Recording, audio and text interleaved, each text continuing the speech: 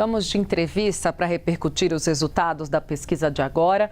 A gente conversa com o CEO da Nexus, o Marcelo Tokarski, direto dos estúdios da CNN em São Paulo. Marcelo, boa tarde, bem-vindo mais uma vez ao Bastidores.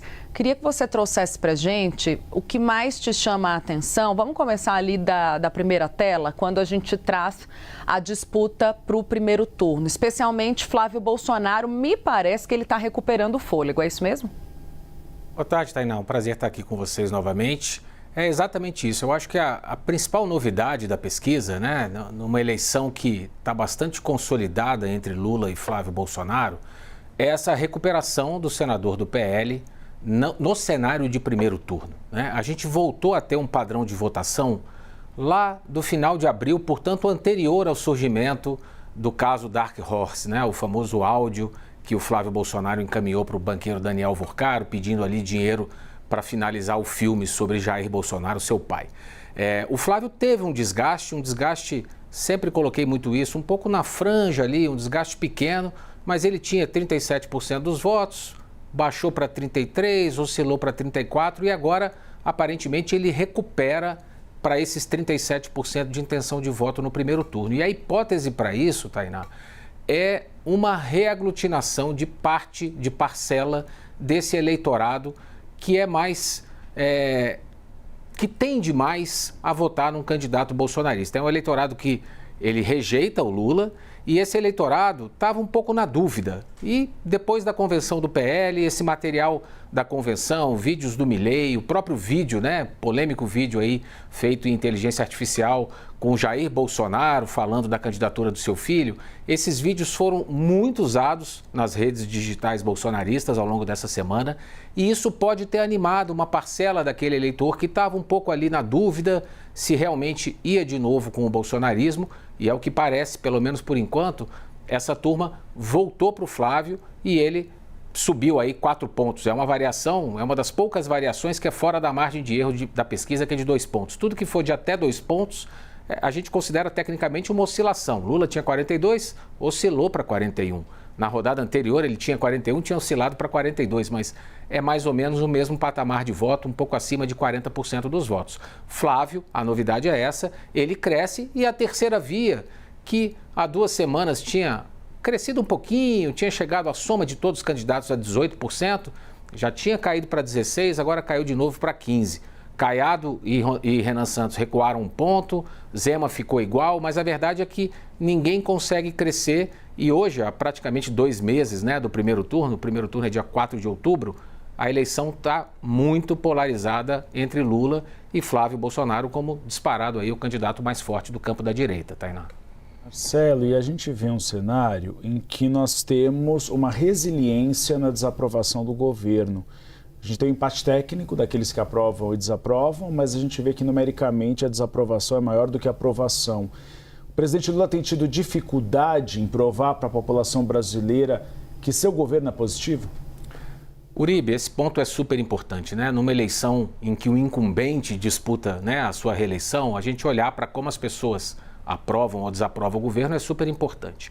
Quando a gente começou a fazer a primeira pesquisa, BTG Nexus, ela foi divulgada lá no finalzinho de março.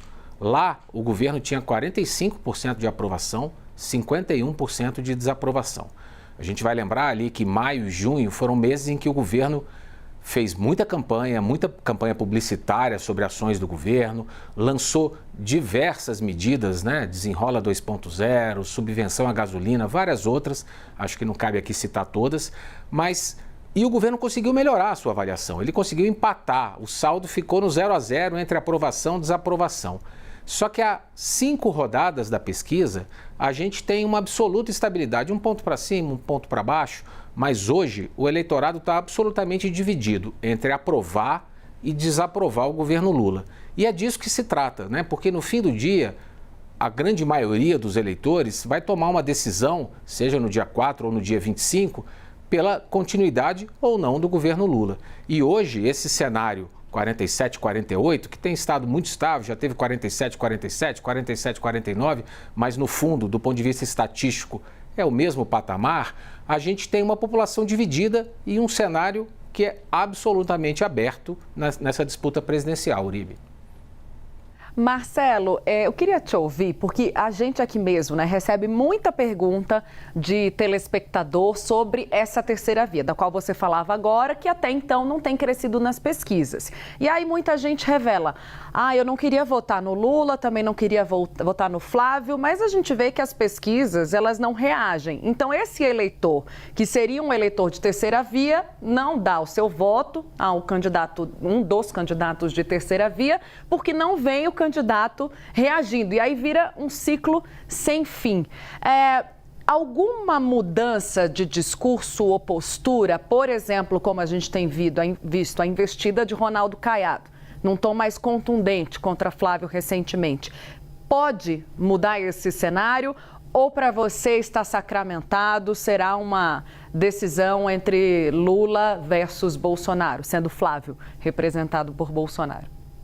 Tainá, pesquisa ela é uma possível previsão de voto no dia em que ela é feita, né? A gente fez as entrevistas entre sexta-feira e domingo, ontem, né? Portanto, projetar isso para daqui 2 meses, com uma campanha que começa efetivamente daqui a 2 semanas, seria prematuro. O que as pesquisas têm mostrado hoje é que os únicos candidatos hoje com musculatura para chegar ao segundo turno são Lula e Flávio. E por quê? Porque eles são impulsionados por 2 motores muito potentes, o lulismo e o bolsonarismo. O Caiado, o Zema, até performam bem nas simulações de segundo turno contra Lula. O problema é que, para disputar essa segunda etapa da corrida, eles têm que, na etapa de classificação, chegar em primeiro ou em segundo. E hoje, só os candidatos que estão sentados aí nesse carro, que o motor, né, que propulsiona esse carro é o lulismo ou o bolsonarismo, é que estão tendo essas condições.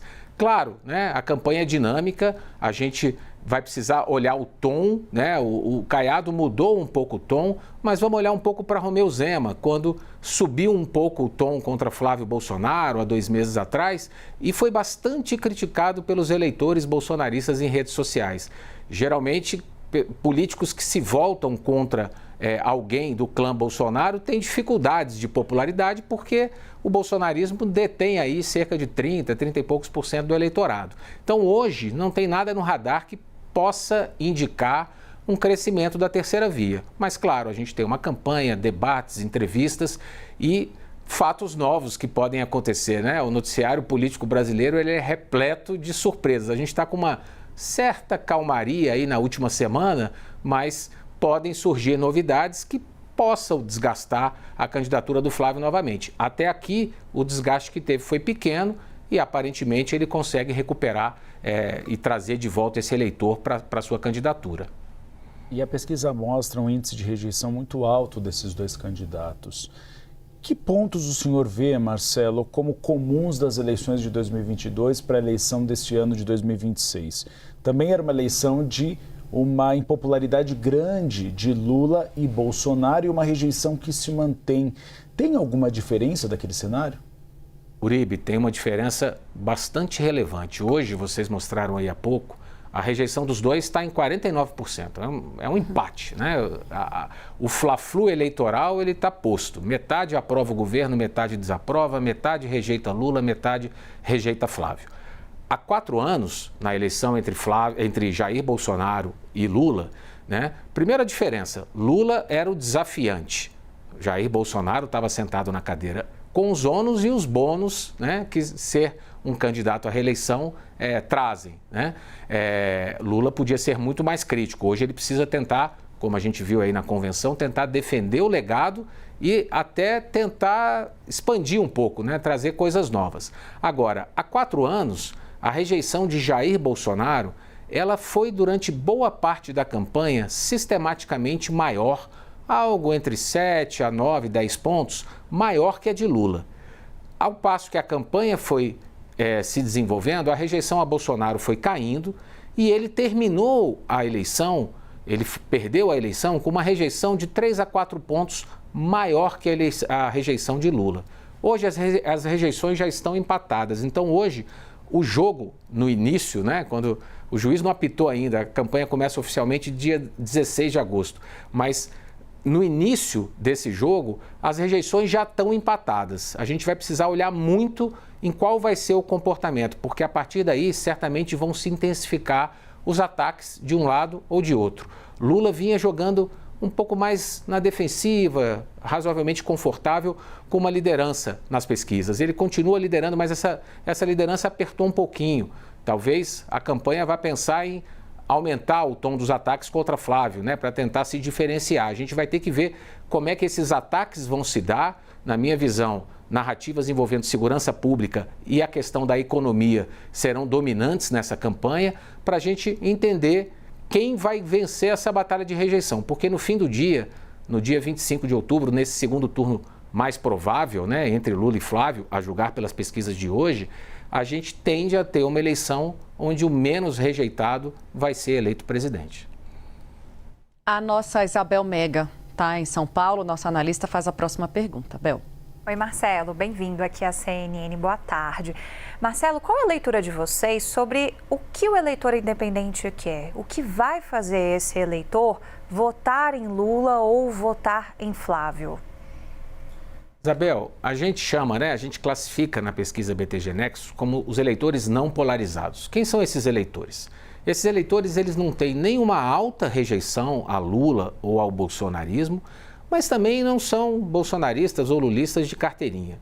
Eles são aqueles eleitores de grandes cidades, jovens, de renda um pouco mais alta, classe média para cima, em sua maior parte, obviamente, que tendem a ter um voto mais pragmático. Eles não têm um voto tão ideológico, né? Não são nem lulistas, nem bolsonaristas, são eleitores que no passado, em 2018, acabaram votando em Jair Bolsonaro porque entendiam que naquele momento tinham que pôr fim a uma sequência de governos do PT, já não era o PT no governo, né? A presidente Dilma tinha sido afastada, tinha sido empichada em 2016 ali, mas ele entendia que precisava de uma mudança. Em 2022, esse grupo também já não estava satisfeito com a condução da pandemia por Jair Bolsonaro e decidiu fazer uma mudança, apostou suas fichas em Lula. Hoje, esse eleitorado, cerca de 20% do eleitorado, na rodada atual da pesquisa, ele está propenso mais a votar em Lula no primeiro e no segundo turno.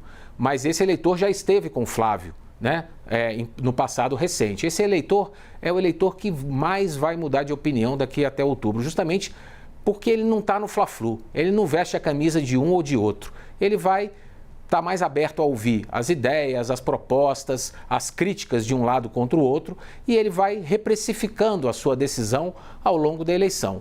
Hoje, já há 2 semanas, esse eleitor está propenso um pouco mais ao Lula, mas há 3, 4 semanas atrás ele estava um pouco mais propenso a Flávio Bolsonaro. Esse eleitor, na minha visão, o nosso swing voter, né, para usar aí a terminologia americana dos swing states, vai ser o eleitor que, no fim do dia, vai resolver a eleição, vai decidir a eleição, uma eleição que se avizinha bastante apertada. Marcelo, bom, vamos falar um pouquinho de Renan Santos, porque também, quando a gente viu a crise chegando a Flávio Bolsonaro, em relação ao Master, a gente está falando ali das revelações dos áudios, aí Renan Santos começou a absorver um pouco o voto do jovem eleitor que se considera de direita e que votaria em Flávio Bolsonaro. Há tempo para Renan Santos expandir, sair só desse nicho de jovem, se tornar mais conhecido ou não? Tainá, é uma missão difícil, né? É a famosa caminhada ladeira acima que ele tem pela frente, né? A gente tem 2 meses de campanha, uma campanha curta, a campanha oficial são 45 dias, mas juntando as próximas 2 semanas, cerca de 60 dias até a eleição. O Renan Santos ainda é um candidato bastante desconhecido da maioria do eleitorado. Ele, de fato, tem algum desempenho melhor no eleitorado jovem, porque ele é forte, né? Ele é muito ativo em redes sociais.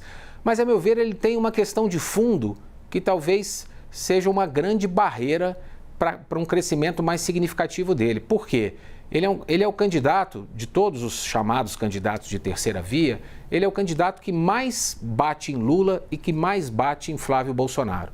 Ou seja, de cara, ele desagrada a ampla maioria do eleitorado, que hoje está votando em Lula ou em Flávio Bolsonaro. Então, ele tem um pouco de dificuldade de expandir a sua votação. Ele pode ter uma votação de nicho, né, ter algum destaque na eleição, mas ele tem essa dificuldade. E ele tem restrições em relação ao horário eleitoral, não se sabe ainda se vai ter ou não participação em debates. Então, ele tem uma missão, para usar aí o termo do partido dele, uma missão bastante difícil pela frente, que é ampliar muito rapidamente o seu conhecimento e tentar tirar votos de um dos dois candidatos líderes. Não vejo muito ele tirando o voto de Lula, porque são perfis de eleitor bastante diferentes. E já em relação ao eleitor do Flávio, que seria o mais lógico, ele bate muito em Flávio. E o eleitor mais defensor do Flávio vai ter dificuldade em aderir à sua candidatura num primeiro turno. Se fosse num segundo turno contra Lula, obviamente ele herdaria os votos bolsonaristas, ou boa parte deles. Mas no primeiro turno, eu vejo essa mobilidade dele bastante limitada. Tainá. Nós conversamos com o Marcelo Tokarski, CEO da Nexus, pesquisa que foi divulgada hoje no Brasil inteiro, que está pautando todo o debate eleitoral. Obrigado, Marcelo, pela entrevista. Espaço sempre aberto para você aqui no Bastidores CNN e na CNN Brasil. Obrigado a vocês, foi um prazer. Um abraço.